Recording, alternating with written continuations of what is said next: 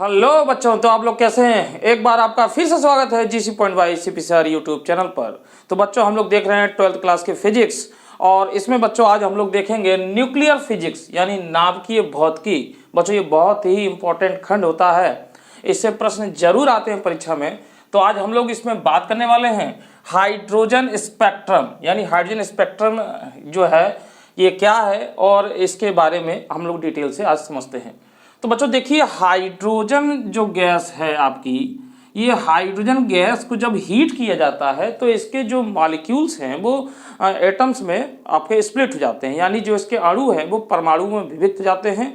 और जैसे कि हीट किया जा रहा है तो जो ऊर्जा पाएंगे तो ये ऊर्जा पाकर निम्नतम ऊर्जा से हायर एनर्जी लेवल में चले जाते हैं, यानी उच्चतम ऊर्जा स्तर में चले जाते हैं। क्योंकि बच्चों वहां पर आप देख रहे हैं ये लिखा गया है, हाइड्रोजन गैस को गर्म करने पर अणु परमाणुओं में विभक्त जाते हैं और ऊर्जा पाकर प्रत्येक परमाणु में उपस्थित इलेक्ट्रॉन जो इलेक्ट्रॉन है वो मूल अवस्था से मूल अवस्था में अधिक ऊर्जा स्तर की उत्तेजित अवस्था में चला जाता है, यानी अधिक ऊर्जा स्तर की यानी उच्च ऊर्जा स्तर की जो है वो उत्तेजित अवस्था में चला जाता है। चूंकि उत्तेजित अवस्था में बच्चों ये जो है आपका इलेक्ट्रॉन ये 10⁻⁻⁶ से 10⁻⁸ सेकेंड तक ही रह पाता है, यही इतना स्थायी होता है। अतः प्रत्येक परमाणु में इलेक्ट्रॉन उत्तेजित अवस्था से मूल अवस्था यानी जहां से ये गया है वहां पर मूल अवस्था में आने पर भिन्न ऊर्जाओं का विकिरण करता है, यानी ये रेडिएशन करता है, और यह विकिरण ऊर्जा प्रकाश की विभिन्न तरंगदैर्घ्य के रूप में प्राप्त होता है बच्चों। तो बच्चों यहाँ पर इस तरीके से ये हाइड्रोजन स्पेक्ट्रम के बारे में है। तो यानी यहाँ पर दिख रहे हैं कि स्पेक्ट्रम आपको सीरीज दिखाई दे रही है। तो ये जो है N1 यानी ये मूल जो है ऊर्जा स्तर है, यानी निम्नतम ऊर्जा स्तर इसको हम लोग कहेंगे। तो यहाँ से बच्चों ये इस तरीके से ये उच्चतम ऊर्जा स्तर में जा सकता है, यानी 2 में भी जा सकता है, n बराबर 3 में भी जा सकता है, 4 में भी, 5 में भी, 6 में, 7 में, इस तरीके से अनंत ऊर्जा स्तर है हाई लेवल की। तो बच्चों इस तरीके से जो है कि हमको कई श्रेणियां प्राप्त होती हैं। देख रहे हैं आप, पहले लाइमन श्रेणी, फिर है बामर श्रेणी, फिर है पाश्चन श्रेणी, ब्रैकेट श्रेणी और फुंड श्रेणी। ये 5 श्रेणी आपको प्राप्त होती है, लाइमन सीरीज, बामर सीरीज, पाश्चन सीरीज और ब्रैकेट सीरीज और फुंड सीरीज। यहाँ पे पी साइलेंट है।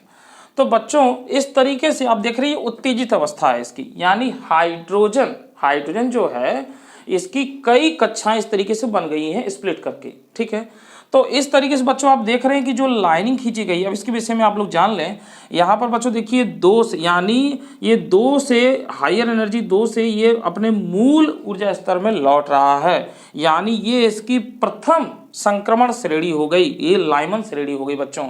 इसी प्रकार ये वाली जो आपकी लाइन है आप देख रहे हैं, ये N3 से N1 में लौट रहा है, ये द्वितीय हो गया, ये तृतीय हो गया, ये चतुर्थ हो गया, ये पांचवा, ये छठवां, इस तरीके से ये होती है। तो क्वेश्चन भी आते हैं कि लाइमन की प्रथम संक्रमण श्रेणी के लिए जो है इसकी तरंगदैर्घ्य ज्ञात करिए, और या तो फिर क्वेश्चन ऐसे पूछा जाता है कि लाइमन श्रेणी की बड़ी तरंगदैर्घ्य और छोटी तरंगदैर्घ्य का मान बताइए।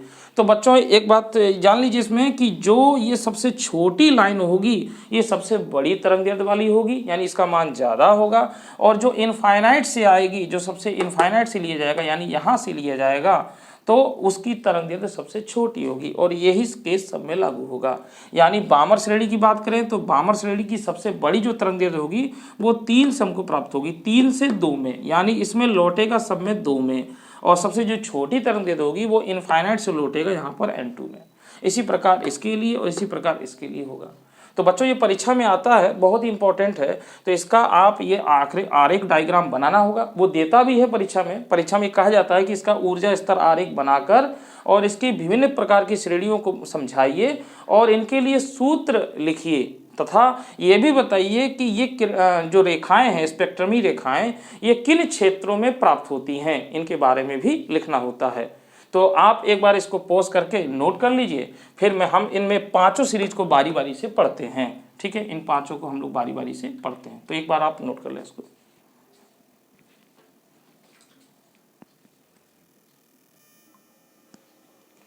हाँ, तो बच्चों देखिए हम लोग 5 सीरीज को पढ़ेंगे बारी बारी से। तो सबसे पहले 4 सीरीज को देख लेते हैं। देखिए लाइमन श्रेणी, तो लाइमन श्रेणी में बच्चों देखिए होता क्या है, जैसे मैं आपको बता दूं कि लाइमन श्रेणी में, यानी लाइमन श्रेणी पहली है, तो यानी n1 बराबर 1, यानी इसमें आएगा और कहाँ से आ सकता है, n2 बराबर ये 2 से आ सकता है, 3 से, 4 से, 5 से, 6 से, 7 से, ऐसे इनफाइनाइट, यानी यहाँ से आएगा और इसमें गिरेगा बच्चों। ठीक है, जैसे मैंने आपको बताया था, आप उसमें देखेंगे ग्राफ में तो आपको समझ में आएगा। तो जब कोई परमाणु किसी ऊंचे ऊर्जा स्तर से, यानी कोई भी हाई एनर्जी लेवल हो सकता है, किसी ऊंची ऊर्जा स्तर से प्रथम ऊर्जा स्तर, यानी पहले वाले में प्रथम ऊर्जा स्तर n11 बराबर n1 बराबर 1 में आता है, तब उत्सर्जित स्पेक्ट्रम की रेखाओं, तो जो भी स्पेक्ट्रम उत्सर्जित हो रहा है उसकी रेखाओं की तरंगदैर्ध्य प्राप्त होती है लाइमन श्रेणी की तरंगदैर्ध्य। यानी बच्चों जो निकालेंगे तो ये मुख्य फार्मूला मैंने लिखा है, यहाँ पर देखिए ये जो फार्मूला लिखा गया है, तो यहाँ पर 1/λ बराबर, यहाँ पे जो RH है, तो H का मतलब बच्चों यहाँ पर हाइड्रोजन का स्पेक्ट्रम है, इसलिए H लिखा गया है। तो यहाँ पर RH, इसको हम लोग R से भी लिख सकते हैं। और बच्चों यहाँ पर जो Z है, तो हाइड्रोजन का परमाणु क्रमांक 1 होता है, तो इस Z को छोड़ सकते हैं, मगर मूल सूत्र आपका यही होता है, इसलिए मैंने इसको लिखा हुआ है। अब बच्चों लाइमन के लिए फार्मूला आपका बन जाएगा 1/n² माइनस 1/n2², यानी ये फार्मूला बनेगा लाइमन के लिए। इसको आप इसमें कहीं लिख लेंगे, ठीक है, मैंने इसमें नहीं लिखा है, आप इसको जोड़ सकते हैं, ये मुख्य सूत्र मैंने लिख दिया ताकि आपको याद रहे। तो बच्चों यहाँ पर Z बराबर 1 हो जाएगा और H हाइड्रोजन के लिए, इसलिए इसको लिखा जाता है। अच्छा बच्चों, इसी तरीके से हाइड्रोजन स्पेक्ट्रम की तरीके से जिसमें एक इलेक्ट्रॉन हो, तो किसी अन्य आयनों का भी हम लोग प्राप्त करते हैं। जैसे आपके पास देख रहे हैं कि लिथियम Li++, तो बच्चों ये 3 होता है, इसमें से 2 प्लस लग गया तो 1 इलेक्ट्रॉन बचेगा, तो इसके लिए हो जाएगा। तो यहाँ पे Z की वैल्यू बच्चों 3 हो जाएगी, क्योंकि इसका परमाणु क्रमांक 3, परंतु यहाँ पर 1 रखेंगे, इसलिए मैंने किसी में भी जो है Z को नहीं रखा, तो 1 है तो वो हटा दिया गया। अगर इसी तरीके से बच्चों He++ होता है, He जो है 2 होता है, तो He+, यानी He+ के लिए भी हम लोग बना सकते हैं। तो He+ के लिए जो है कि Z बराबर हम लोग 2 रखेंगे, तो ये इसीलिए यहाँ पर रखा जाता है Z मूल सूत्र में। तो आप समझ गए होंगे कि ये क्या कहना चाह रहा है। तो इस सूत्र में n बराबर 1, यानी यहाँ पर 1 रखेंगे, तथा n2 बराबर इनको रख सकते हैं यहाँ से 2, 3, 4, यानी यहाँ अनंत तक।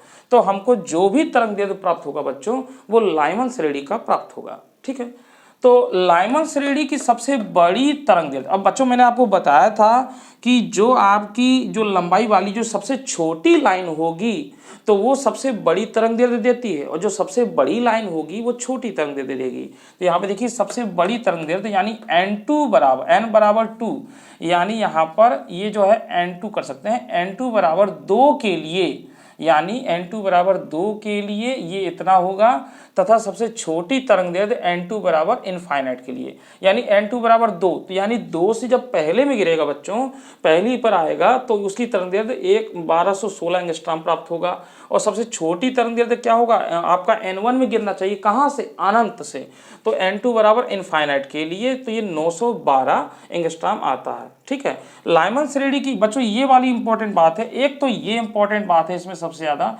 इसकी जो बड़ी तरंगदैर्ध्य है और जो सबसे छोटी तरंगदैर्ध्य है, ये सबसे इंपॉर्टेंट बात है, ये आपको परीक्षा में लिखनी है। अगर आता है तो आप लिख दें, वरना कोई इतना भी नहीं है कि आप इसको लिखे ही, मगर कुछ आप याद कर लें बड़ी तरंगदैर्ध्य वाला, तो उसको आप लोग लिख दें। और बच्चों एक बात यह है कि जो लाइमन श्रेणी की सभी स्पेक्ट्रमी रेखाएं जो प्राप्त होती हैं, वो किस क्षेत्र में प्राप्त होती है, तो पराबैंगनी अल्ट्रावायलेट रीजन में प्राप्त होगी, पराबैंगनी भाग में, पराबैंगनी भाग अदृश्य भाग में स्थित होती है। तो बच्चों यहाँ पर ये मिलती है। इसी प्रकार बच्चों देखिए बामर श्रेणी हम लोग देख लेते हैं। बामर श्रेणी क्या है, जब कोई परमाणु किसी ऊंचे ऊर्जा स्तर से दूसरे ऊर्जा स्तर में, यानी किसी से भी आए, यानी वो 3 से आए, 4 से आए, 5 से आए, 6 से आए, लेते थे इनफाइनाइट तक, तो वो 2 में आना चाहिए, यानी n1 की वैल्यू यहाँ पर 2 रहेगी हमेशा के लिए। तो बच्चों 2 हैगा में आता है, तो उत्सर्जित स्पेक्ट्रम की रेखाओं, स्पेक्ट्रम की रेखाओं की तरंगदैर्ध्य प्राप्त होती है बामर श्रेणी की तरंगदैर्ध्य। यानी अगर बामर श्रेणी की आपको लाइनों की तरंगदैर्ध्य निकालनी, तो बच्चों हम लोग इस फार्मूले का प्रयोग कर लेंगे। इसमें क्या हो जाएगा, यहाँ पे n1 हो जाएगा, यानी मतलब n1 की जगह पर यहाँ पे 1 रख देंगे सीधे, सभी में 1 होगा, परंतु इनका मान क्या होगा, 2 होगा, 3 होगा, 4 होगा, 5 होगा, ऐसे होगा। तो यहाँ पर ये 2 फिक्स हो जाएगा, इसके मान बदलेंगे तो वो हमें सारी की सारी तरंगदैर्ध्य मिल जाएंगी। तो इस सूत्र से ज्ञात की जाती है बच्चों, n2 का मान मान मैंने यहाँ पे लिखा 3 4 5 6 यहाँ से तक हो सकता है। अब आगे बच्चों इसी में देखिए हम लोग इसको ऐसे लिख दे रहे हैं, थोड़ा शॉर्ट हो जाए। बामर श्रेणी की जो लैम्डा मैक्स यानी बड़ी तरंग दैर्ध्य, मैक्स माने बड़ा, तो बड़ी जो तरंग दैर्ध्य होगी बच्चों वो कहाँ से प्राप्त होगी? ये चूंकि बामर है तो गिरना कहाँ पर है? तो बामर यानी N2 बराबर 3 के लिए यानी 2 में आएगा, परंतु कहाँ से आएगा? 3 से आएगा। N2 बराबर 3 के लिए 6563 एंगस्ट्रॉम होता है तथा मिनिमम N2 बराबर अब जो आ रही है वो कहाँ से आएगी? इनफाइनाइट से आएगी। N1 का मान तो बच्चों वही होगा, ये 2 फिक्स है, ठीक है। ये इसमें 3 से आएगा, यहाँ 3 रख देंगे और फिर बच्चों जब हमें छोटा निकालना होगा तो ये 2 फिक्स होगा, यहाँ पे क्या रख देंगे? इनफाइनाइट रख देंगे, ठीक है। तो बारी बारी से निकाल लेंगे। तो इसके लिए ये हो जाएगा आपका 3646 एंगस्ट्रॉम होता है। अब बच्चों बामर श्रेणी की जो स्पेक्ट्रमी रेखाएं हैं वो हमें दृश्य भाग में तथा कुछ रेखाएं इसकी जो होंगी वो पराबैंगनी भाग में प्राप्त होंगी। तो ये भी आपको याद करना होगा क्योंकि ये परीक्षा में पूछ लिया जाता है। उसमें कहता है कि ये किन क्षेत्रों में प्राप्त होती है, तो उनको भी आपको लिखना पड़ेगा, ठीक है। अब अगले चलते हैं हम लोग पाश्चन श्रेणी पर। तो पाश्चन श्रेणी क्या बच्चों? इसमें परमाणु किसी, ये उसी तरीके से लिखते चले जाएंगे आप, कोई कुछ दिक्कत नहीं है इसमें। इसमें परमाणु किसी ऊर्जा स्तर से, किसी भी ऊर्जा स्तर से, किसी ऊर्जा स्तर से तीसरे में गिरेगा। देखिए इसमें 2 में आया तो इसमें तीसरे में होगा, उसके बाद वाले में चौथे में हो जाएगा। तो इसमें तीसरे ऊर्जा स्तर यानी N1 का मान 3, यानी अब इसमें वैल्यू कौन सी रखी जाएगी? 3 रखी जाएगी। तो 3 में आता है इस श्रेणी की तरंग दैर्ध्य, ये देखिए मैंने फार्मूला लिख दिया। तो इस श्रेणी की जो तरंग दैर्ध्य होगी हम लोग यहाँ पर 3 को फिक्स कर लेंगे और ये मान बदलता चला जाएगा। जो भी तरंग दैर्ध्य हमको निकालनी है, जैसे प्रथम रेखा, द्वितीय रेखा, तृतीय रेखा, इस श्रेणी की, ठीक है। तो अगर प्रथम निकालना होगा तो बच्चों ये 3 में आ रहा है तो 4 से आएगा, अगर द्वितीय निकालना रहा तो 5 रख देंगे, ऐसे निकालेंगे। सूत्र से ज्ञात की जाती है। इसमें लैम्डा मैक्स की वैल्यू बच्चों N2 बराबर यानी ज्यादा, सबसे बड़ा वाला कहाँ से होगा? तो 3 में तो गिर रहा है मगर कहाँ से? ठीक इसके ऊपर वाले से यानी चौथे, यानी जो छोटी लाइन होगी, जो छोटी वाली लाइन होगी वो बड़ी तरंग दैर्ध्य देगी। तो यहाँ पर N2 बराबर 4 के लिए ये आता है बच्चों 18,752 एंगस्ट्रॉम तथा लैम्डा मिनिमम यानी छोटी जो तरंग दैर्ध्य होगी वो N2 बराबर इनफाइनाइट के लिए 8,204 एंगस्ट्रॉम होता है। और बच्चों इसमें स्पेक्ट्रमी रेखाएं अवरक्त इंफ्रारेड भाग में प्राप्त होती है। इस श्रेणी के लिए N2 बराबर बच्चों ये छूट गया था, यहाँ पे हमने लिखा है इसको 4 5 6 तक इनफाइनाइट तक। अब बच्चों बात कर लेते हैं ब्रैकेट श्रेणी। तो ब्रैकेट श्रेणी क्या होती है? इसमें परमाणु जस्ट इसी तरीके से कर देंगे बच्चों। यहाँ पे कहाँ गिरा था? 3 में गिरा था, यहाँ पे कहाँ पे आएगा? 4 में आएगा। तो इसमें परमाणु किसी उच्च ऊर्जा स्तर से, किसी ऊर्जा स्तर से, है ना, किसी ऊर्जा स्तर का मतलब किसी से भी आ रहा है इसलिए ऐसे लिख दिया, किसी ऊर्जा स्तर से चौथे ऊर्जा स्तर में, कहाँ पर आएगा? चौथे में। तो N1 का मान 4 हो जाएगा। 4 में आता है तो आता है इस श्रेणी की तरंग दैर्ध्य आपको ऐसे निकालना होगा। जैसे देखिए ये सूत्र बनाया तो वैसे ही अब ये 4 फिक्स हो जाएगा और यहाँ हम लोग बदलते जाएंगे जो इसकी सभी लाइनें प्राप्त होंगी वैसे। तो N2 का मान 5 6 7 इस तरीके से रख देंगे। सूत्र से ज्ञात की जाती है। इस श्रेणी के लिए लैम्डा मैक्स यानी N2 बराबर 5, जैसे कि मैंने बताया 4 में आएगा तो 5 से जो गिरेगा वो सबसे लैम्डा मैक्स हो जाएगा। तो 5 के लिए इसके लिए आ जाएगा, ये हो जाएगा आपका 40,515 एंगस्ट्रॉम तथा लैम्डा मिनिमम N2 बराबर इनफाइनाइट के लिए हो जाएगा 14,585 होती है एंगस्ट्रॉम, लिख दें यहाँ पर एंगस्ट्रॉम होती है। और ये रेखाएं भी स्पेक्ट्रम के अवरक्त इंफ्रारेड में प्राप्त होती है। ठीक है बच्चों, तो इस तरीके से मैंने आपको सूत्र बता रहे थे, इनको नोट करने की जरूरत नहीं, ये नोट हो गया आपका। तो ये आपको बच्चों 4 हो गया, एक अभी बचा है, तब तक आप इसको नोट कर लें तो मैं इसके बाद आगे चलता हूं, तब तक आप नोट कर लें इसको।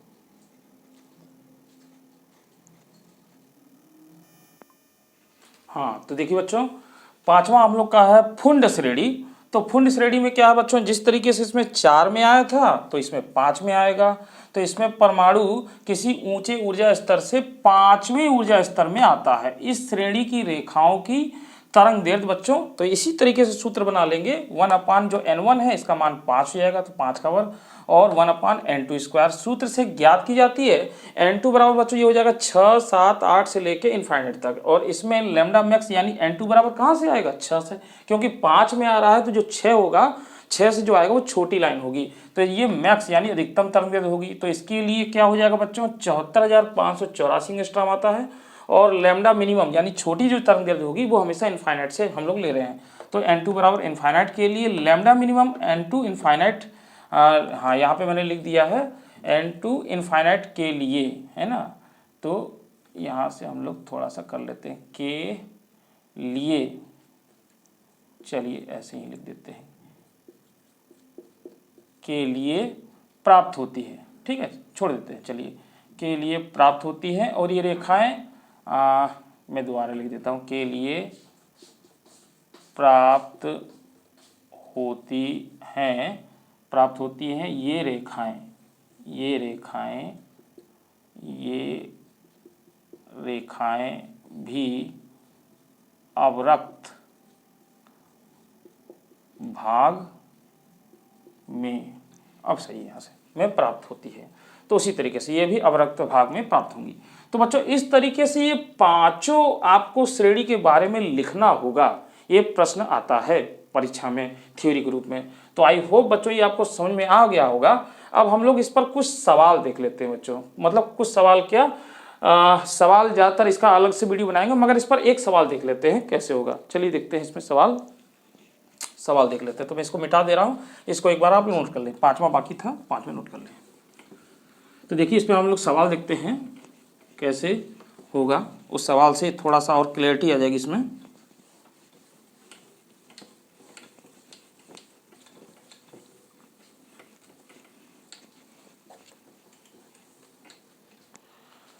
हाँ बच्चों, तो देखिए सवाल हम लोग लेते हैं, एक सवाल हमारा है क्वेश्चन, लाइमन तथा बामर श्रेणी की बड़ी तरंग दैर्ध्य का अनुपात ज्ञात कीजिए। तो बच्चों ये हमको निकालना है। तो बच्चों देखिए लाइमन तथा बामर श्रेणी की बड़ी तरंग दैर्ध्य का अनुपात निकालना है, यानी लाइमन के लिए भी बड़ी तरंग दैर्ध्य चाहिए और बामर के लिए भी चाहिए। तो बच्चों हमारा जो मेन फार्मूला है 1/λ बराबर r, और ये हो जाएगा 1/n1 square minus 1/n2 square. तो बच्चों हम लोग यहाँ पर अलग अलग बनाते हैं, इसी के अनुरूप बनाते हैं। देखिए तो हम लोग लिखते हैं लाइमन श्रेणी के लिए, तो बच्चों 1/λ और यहाँ पे l लिख दें, l से मतलब लाइमन हो जाएगा, तो ये हो जाएगा r। और यहाँ पर देखिए 1/, तो बच्चों n1 लाइमन है तो किस में आ रहा है 1, यानी n1 का मान हो जाएगा 1, तो 1 स्क्वायर माइनस, और ये हो जाएगा बच्चों कहाँ से बड़ी तरंग चाहिए, तो 1 में आएगा तो 2 से आएगा, तो 2 का वर्ग कर देंगे बच्चों यहाँ पर, और फिर इस तरीके से 1/λ बराबर हो जाएगा r, और बच्चों ये हो जाएगा आपका 1 का वर्ग 1 हो जाएगा, और यहाँ पर 1 ये 2 का वर्ग है तो ये 4 हो जाएगा। ठीक है बच्चों, इसका एलसीएम ले लेंगे तो ये हो जाएगा 4, तो ये हो जाएगा 4 माइनस 1, यानी ये आपका हो जाएगा 4 में से गया 3, तो ये 3r/4। तो बच्चों देखिए ये आपका जो है 1/λ है, तो λ बराबर अगर निकालेंगे तो इसको पलट देंगे तो ये आ जाएगा 4/3r। समीकरण नंबर 1 मान लेते हैं, हमको ये प्राप्त हो गया। चलिए ठीक है, अब इसी तरीके से बच्चों यहाँ पर हम लोग क्या करेंगे, हम लोग ये निकालेंगे बामर श्रेणी के लिए, बामर श्रेणी के लिए तो 1/λ और b लिख देंगे तो बामर हो जाएगा, ये हो जाएगा r। अब बच्चों बामर में आ रहा है तो n का मान क्या हो जाएगा, n1 का मान हो जाएगा आपका, बामर में आ रहा है ना तो 2 हो जाएगा, तो 2 का वर्ग, और बड़ी तरंग दैर्ध्य हमको चाहिए तो n2 का मान कितना रखेंगे, 3 का वर्ग रखेंगे। ठीक, तो ये हो जाएगा 1/λb और ये हो जाएगा r, और बच्चों ये क्या हो जाएगा 1/2 यानी वर्ग 4 हो जाएगा, और ये हो जाएगा 9। इसका एलसीएम ले लेंगे बच्चों तो 9 चौक 36, 4 9 36 की 9, 9 चौक 36 ये आ जाएगा, तो ये कितना हो जाएगा आपका, 9 में 4 गया तो 5, 5/36, यानी r इसमें रखेंगे तो 1/λ b बराबर ये हो जाएगा 5r/3 36। तो बच्चों इसको भी पलट देंगे, लैम्डा बी बराबर, ये पलटेगा तो ये भी पलट जाएगा, 36/5R, समीकरण नंबर 2। अब बच्चों हमें क्या निकालना है, लाइमर और बामर का तरंगदैर्ध्यों का अनुपात निकालना है। तो लाइमर पहले लिखा है तो इसको हम लोग पहले रख लेते हैं, तो ये हो जाएगा lambda L upon lambda B. तो लैम्डा एल की वैल्यू कितनी है, 4/3R ये, और बटे लैम्डा बी, तो इसको रखेंगे तो ये पलट जाएगा, तो 5R ऊपर चला गया और नीचे हो गया 36। तो R से R कट जाएगा बच्चों, और 4 9 36 हो जाएगा। तो ये कितना हो जाएगा, ये हो जाएगा आपका 5 और 9 त्रिक 27, यानी 3 27। तो बच्चों लैम्डा एल अनुपात लैम्डा बी, यानी लाइमन और बामर का अनुपात जो होगा वो 5 संबंधित 27 होगा। इस तरीके से आंसर निकल जाएगा। तो आई होप बच्चों आपको ये समझ में आया होगा, ठीक है। तो बच्चों इस पर अगली वीडियो में हम लोग और सवाल देखेंगे कि इस पर किस तरीके से सवाल लगते हैं, और साथ ही साथ बच्चों जो हमने ये सूत्र जो अभी आपने लिखा 1/λ बराबर, और यहाँ पर RHZ² और 1/N1² माइनस 1/N2², इसको भी हम लोग प्रूफ करेंगे कि ये कैसे प्रूफ होगा। हालांकि अभी प्रूफ के लिए तो हमने देखा है कि नहीं आया, मगर ये आ सकता है प्रूफ के लिए, इसमें जोड़ा जा सकता है, ठीक है। तो ये भी इंपॉर्टेंट हो सकता है। और बच्चों ये आपको सवाल समझ में आया होगा। इसी कड़ी में हम लोग आगे भी इस पर सवाल पे बात करेंगे। इस पर कई तरीके से सवाल पूछे जाते हैं। तो बच्चों इसमें ये फुल क्वेश्चन एक थ्योरी में आता है, और थ्योरी में नहीं आएगा तो इस पर सवाल आता है। तो ये बहुत ही इंपॉर्टेंट है, एक बार इसको आप अच्छे से लर्न कर लेंगे, क्योंकि आने के चांसेस इसके ज़्यादा हैं। तो बच्चों आज की वीडियो में इतना ही, अगली वीडियो में हम लोग फिर मिलेंगे। तब तक के लिए मुझे दीजिए इजाज़त, धन्यवाद।